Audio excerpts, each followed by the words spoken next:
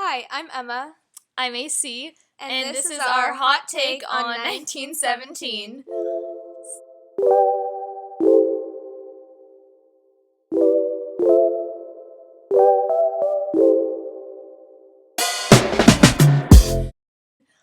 So, this is the first episode of our series that we're doing.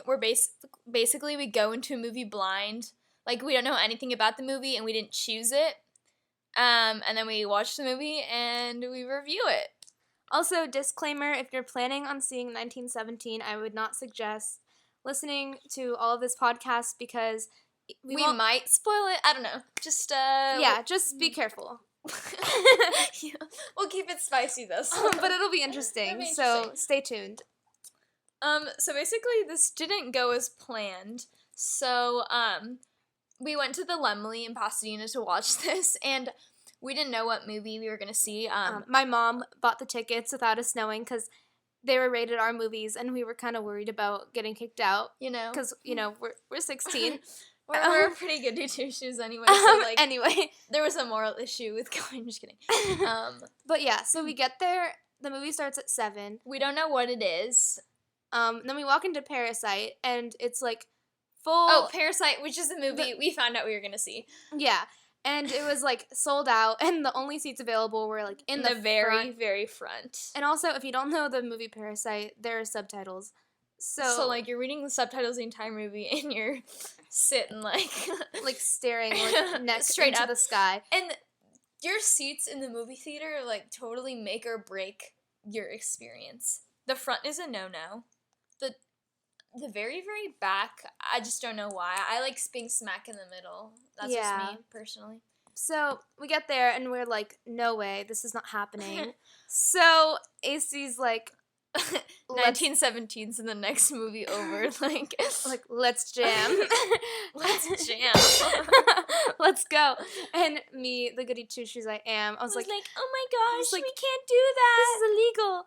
And so I had no issue with just going over. And we so paid for the tickets. I didn't really.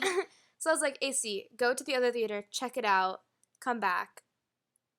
And let me know if it's crowded. And so here are my texts. Emery, Emp2. I think I was trying to say empty. Come over. Emma, Theater 3. Emma, all caps, 7 exclamation parts. I'm getting nervous all by myself. Hey, this would make for a funny podcast. And then she found me in the theater, so that was all good. So basically we watched 1917. Yes. I wrote some notes of things that stood out to me. I'll just read them in order. Colin Firth, Benedict Cumberbatch, tears, lots of them, high stress, rats and mice, what actually started World War I. Those are my notes. Yeah. I basically was like, what is World War I?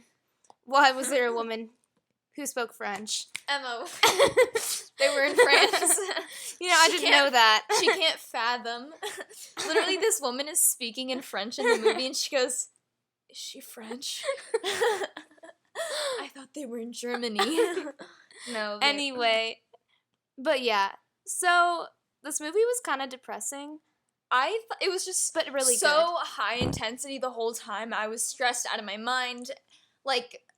Lots of, holding on to the seat and, kind of wanting to cry. I'm very emotional in movies, but Emma was just kind of sitting there, AC was, crying her eyes out. It was so good. And I was just staring. But I did feel things. I was moved.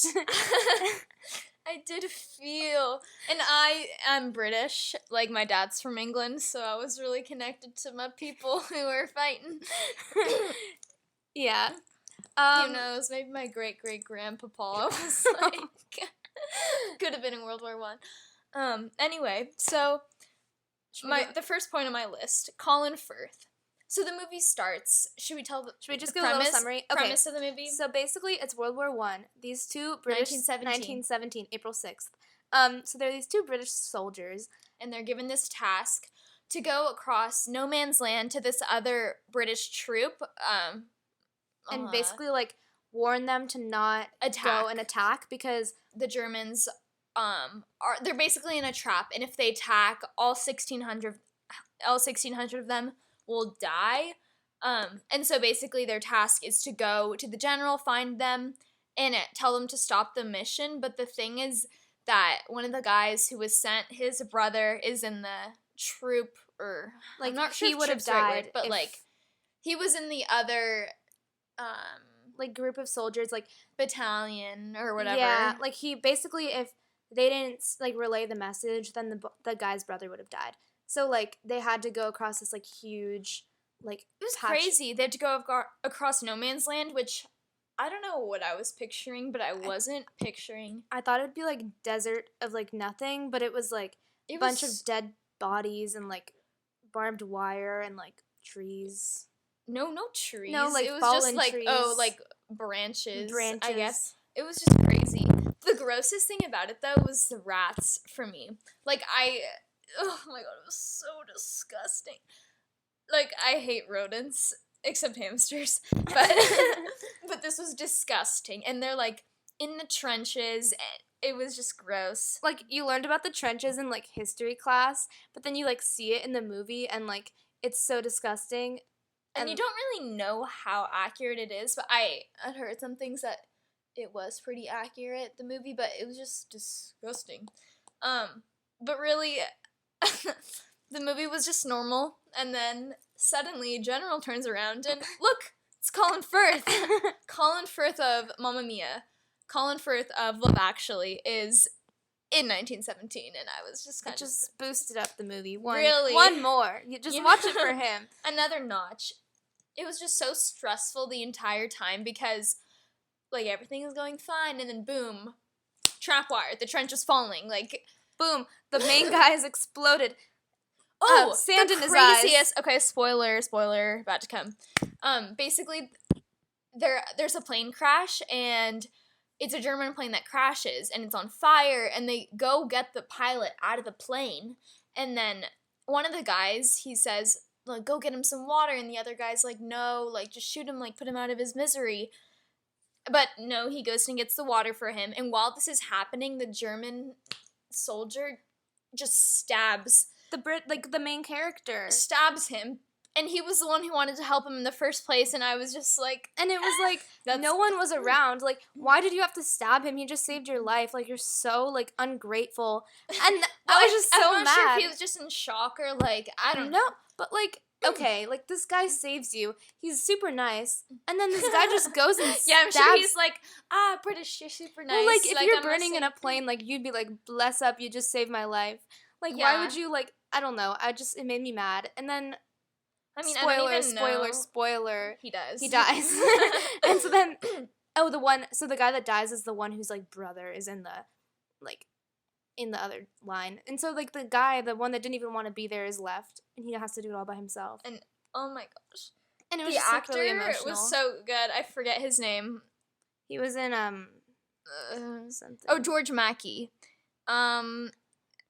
He was in Peter Pan, and... you guys should Google him. Yeah. He's great. George Mackey. He was so good. He seemed emotionless at times, but I think that was the whole point in the movie. Like, I don't know. Also, like... just war. The trenches, they built them for the movie. Like, 2,500 feet of... And also, like, the trenches, like... Okay, this sounds bad, but, like, they were kind of, like... If you say... like, the trenches were kind of bad. Okay, well, like, besides all, like, the people in them, they were built kind of nice. Are you kidding me? No, like, they were kind of secure. Like, the nice ones. They look so secure. Oh, the but German trench looked very... Okay. You can't say nice because they aren't nice. There are rats everywhere, dead bodies. No, that's, like, the underground part. Like, in history class, you expect the trenches to be, like, you know when you're, like, building sand castles and you just, like, scoop out a little thing of sand? Yeah, but they were pretty wide. It was, like, hallways. Hallway-sized trench. Yeah. Anyway, that was kind of surprising to me. Well, just kind of stressful the entire time. It didn't seem realistic, and it probably wasn't realistic. Like, that probably never would have happened. He basically, like, it all happens in, like, one day. Which is crazy. Like, he, like, runs and runs and runs. He probably broke, like, 30 bones. He, like, got stabbed, like... Oh, but oh, so gross. At one point, they're going across no man's land, and he had cut his hand on the barbed wire, and then he falls into a trench, and his hand, like, just goes inside this dead this dead guy, and he gets this guy's blood all over him, and it was just so... like, he was decomposing. It was just so disgusting. And then he had to keep going, and, like, I don't know. It just looked really painful. And then he, like, went into the German trenches, and then, like... But no one was there. No one was there, and then, like, he realized it was a trap. And the whole trench just collapsed. It collapsed and exploded, and he was, like, buried under, like, 30 rocks, and, like, he came up, and he couldn't see. It was just, yeah. Okay, but when I really lost it was when, basically he gets to the other troop or whatever. Like, he's gotten to the people who he's supposed to find to give the message to, and then, but no one's listening to him, and he's, like, screaming, like, where's the general? And all the little, what's above a commander or colonel or whatever? What was he, a corporal? He was a corporal. Whoever's above him, just like one rank above him, they weren't listening to him. And then he's finding all these people telling them, like, don't let the second wave go. It's a trap. No one's listening to him. And then finally he gets to the general. And just when you think the movie couldn't get any better, Benedict Cumberbatch, my friends. Benedict Cumberbatch turns around and I'm like, okay, like, we'll be fine. And he's a total jerk, by the way. He's like, what do you have to say to me? And I was like, listen to Will. He's got, like, something to say. Bugger off, Corporal.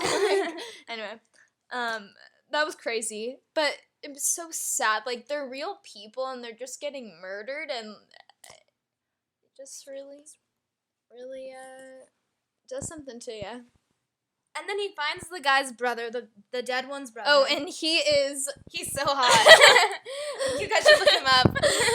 What's his name? Just in case you wanted to. Like, no, he's in Game of Thrones. No, he's not. No, he's in. No, he's not. He's in. What was it? That other movie. Richard Madden. He's Rocket Man. Rocket Man. And in Cinderella. And he's the brother. And then the only surviving guy was like, Blake, like, find me. We're not making any sense right now. Anyway. He finds the brother, and then he tells him he's dead, and then they start crying. And it's just sad, and it's just, like, the cinematography, though. Oh, yeah, so the movie starts with them sleeping by a tree. And then the main guy ends, like, right by a tree. He goes and sits back down by a tree, and he opens up a letter. But I like, when this happened, I, like, went over to AC, and I was like, the cinematography. Amazing. But it's just, like, all this bloodiness, and then he's just sitting on this, like, beautiful I, like, turned to you, and I'm like, wow. And I look, and AC's like, I was, like, sobbing. I wrote a poem, like, in my head, like, about war. I can't share it with you because it was just, you know, in my head. It's like, war is not a beautiful thing. Anyway, it really just tugs at your heartstrings. It just, like, hits different. I'd definitely recommend watching 1917. You should watch it. It's rated R, but if you're not 17, just buy them online at the Lemley. Buy them online and then walk in. I think we're the only ones who are, like... under 45. No. There was no one there. Maybe that theater... Also, the Lemley has a lot of old people, so that might be why. Anyway, but I think we're the only people in the world who are like... Oh my gosh, that's probably the most risky thing we've ever done, like, go to an R movie. Anyway. We also snuck in to no, two. No, we paid for the ticket. I know, but we... Okay, well, okay. Okay, they understand. But I walked in. It's fine. And I couldn't find you. Wait. And I was just standing in the aisles for, like, 2 minutes. People were staring.